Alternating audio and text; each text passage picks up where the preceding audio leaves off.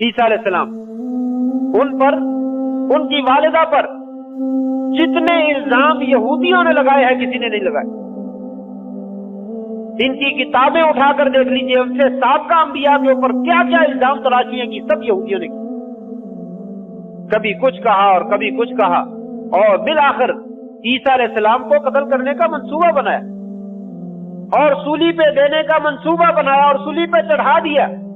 لیکن اللہ تبارک و تعالیٰ کی حکمت غالب آئی، ولیکن شبہ لہم، اللہ نے ان کے مشابہ کسی اور بندے کو کر دیا، انہوں نے کسی اور بندے کو سولی چڑھا دیا، اور یہودی کہتے رہے کہ ہم نے انا قتلنا المسیح ابن مریم، عیسیٰ ابن مریم کو ہم نے قتل کیا۔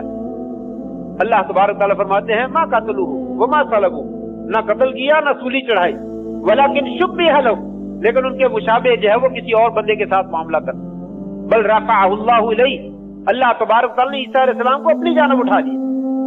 مقصد یہ ہے کہ ان کے بقول عیسیٰ علیہ السلام کو ہم نے شہید کیا۔